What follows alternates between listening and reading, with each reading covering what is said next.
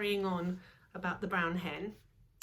Then down the brown hen came again into the yard, splosh, and there it sat with its feathers all sticking straight out of its body. There was a look of amazement on its silly face. George stood watching it. Grandma, up on the roof, was watching it too. The hen got to its feet. It was rather shaky. It was making funny gurgling noises in its throat.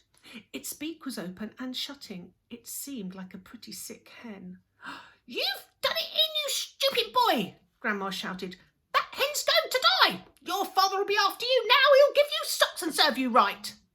All of a sudden, black smoke started pouring out of the hen's beak. "It's on fire!" Grandma yelled. "The hen's on fire!" George ran to the water trough to get a bucket of water. "That hen'll be roasted and ready for eating any minute!" Grandma shouted. George sloshed the bucket of water over the hen. There was a sizzling sound and the smoke went away. "Old hen's laid its last egg!" Grandma shouted. "Hens don't do any laying after they've been on fire." Now that the fire was out, the hen seemed better. It stood up properly. It flapped its wings. Then it crouched down low to the ground as though it was getting ready to jump. It did jump. It jumped high in the air and turned a complete somersault, and then landed back on its feet. "It's a circus hen!" Grandma shouted from the rooftop. "It's a flipping acrobat!" Now the hen began to grow. George had been waiting for this to happen. "It's growing!" he yelled. "It's growing, Grandma! Look, it's growing!"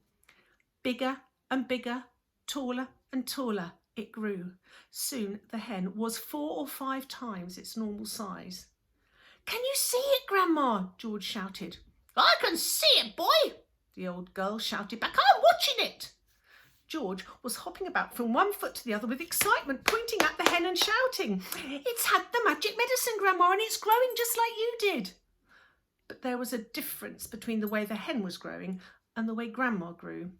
When Grandma grew taller and taller, she got thinner and thinner. The hen didn't.